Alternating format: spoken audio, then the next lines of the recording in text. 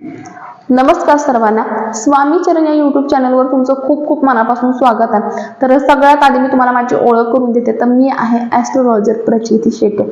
तर आजचा विषय काय आहे तर मुलांसाठी बघणार आहोत की आपण मुलांना अडथळे येऊ नये किंवा मुलांच्या करिअरमध्ये अडथळे येऊ नये, मुलांची काळजी कशी घ्यायची याबद्दल आपण माहिती बघणार आहोत। तर सुरू करूया। तर प्रत्येक आईला राहतं की मुलाचं शिक्षण व्यवस्थित राहावं, त्यांना नोकरी व्यवस्थित लागावी, त्यांचं लग्न व्यवस्थित व्हावं, त्यांना काहीही प्रॉब्लेम येऊ नये। तर त्यासाठी आपण उपाय काय करू शकतो तर सगळ्यात आधी त्यांची जन्मपत्रिका। तर पत्रिकेचं तुम्ही त्यांचं नक्की चेकअप करून घ्या, त्यांना शनी साडेसाती सुरू आहे, शनी महादशा सुरू आहे किंवा दुसरे कोणते गंभीर दोष त्या पत्रिकेमध्ये आहेत की नाही। तर जर दोष असतील तर आवर्जून त्या पत्रिकेमधल्या दोषाची शांती होणं गरजेचं आहे। जर तसं नाही झालं तर ते जे दोष आहेत ते त्यांच्यावर काम करायला सुरुवात होतं। जसं जसं वय वाढतं ते दोष त्यांच्यावर काम नक्कीच करतात। तर शांती करण्याची योग्य वेळ काय आहे तर बाळ जन्माला आल्यानंतर 6 महिन्याच्या नंतर ते 5 वर्षाच्या आधी जर तुम्ही शांत्या जर नक्कीच करून घ्या तर केल्या तर याचा परिणाम काय होतो की मुलांना ते दोष कमी लागू पडतात, लागत नाहीत। शांती व्यवस्थित झाली असेल तर त्याचा परिणाम खूप छान प्रकारे मुलांच्या समोर येतो। मुलांचं लग्न व्यवस्थित होतं, मुलांचं शिक्षण व्यवस्थित होतं, मुलांचं करिअर व्यवस्थित होतं, त्यांना अडथळे येत नाही, त्यांना भाग्याची साथ राहते, देवाची कृपा राहते, त्यांना बॅड लक होत नाही। ज्या मुलांना वारंवार बॅड लक होतं तर त्यांची कधी पत्रिका बघितलेलीच नसते, त्यांचे कधी दोष काढलेलेच नसतात, तर त्यावेळेस त्यांना बॅड लक नक्कीच बघायला भेटतं। तर सगळ्यात आधी मी तुम्हाला हायली रेकमेंड करते की ॲस्ट्रोलॉजर आहे मी, तर तुम्हाला मी हायली रेकमेंड करते की मुलांच्या पत्रिकेतले दोष हे काढत जा, यामुळे खरंच खूप छान परिणाम बघण्यात आलेला असतो। तर आता आपण बाकीचे उपाय बघूया। तर मी तुम्हाला छोटे छोटे उपाय सांगत आहे, ते तुम्ही करू शकता। तर सगळ्यात आधी मी तुम्हाला एकदम पॉवरफुल उपाय सांगत आहे। मुलांना रत्न द्या, तर मुलांना रत्नांची सवय लागू द्या, मुलांना रत्न रेकमेंड करा। रत्न जे आहेत हे त्यांना भाग्यकारक ठरतात शिक्षणासाठी, करिअरसाठी, लग्नासाठी।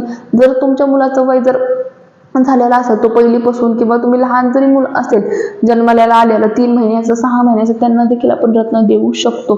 तर रत्न नजरसाठी देखील काम करतात। मुलांना वारंवार नजर लागत असेल तर त्यांना जर तुम्ही रत्न दिला तर ती देखील लागत नाही, तर याचा खूप छान परिणाम बघण्यात आलेला आहे। मुलांचा अभ्यासामध्ये लक्ष लागतं, मुलांचा अभ्यासात लक्ष लागतं, मुलांची स्मरणशक्ती वाढते, मुलांमध्ये कॉन्फिडन्स लेवल येतो, त्यांच्या बोलण्याची स्पीड वाढते। काही जण मुलं बोलत नाही तर त्यांना बोलण्यासाठी देखील रत्न दिले जातात, त्यांच्या शिक्षणासाठी रत्न दिले जातात। तर आवर्जून तुम्ही रत्न नक्कीच धारण करा। तर आता बाकीचे आपण उपाय बघूया। तर जर तुम्हाला शक्य झालं मुलांना रत्न देणं तर आवर्जून त्यांना गळ्यामध्ये तुम्ही पॅन्डल करून रत्न देऊ शकता। तर तसेच अजून मी तुम्हाला उपाय सांगते, बालशीष स्तोत्र। मुलांना वारंवार नजर लागते, वारंवार चिडचिड करतात, वारंवार त्यांना त्रास होतो, तर संध्याकाळी रात्री त्यांच्याजवळ बसून 3 वेळेस बालशीष स्तोत्राचं पठण करा, दत्तकृपा होते त्यांच्यावर। तसेच अजून एक उपाय सांगते, गुरुवारी उपाय करायचा। गुरुवारी त्यांना गुरुचं दर्शन हे नक्कीच घडून आणा। गुरुचा मंत्र शिकवा, ओम गुरुवे नमः, ओम बृहस्पते नमः। तर हा मंत्र तुम्ही त्यांना नक्की शिकवू द्या।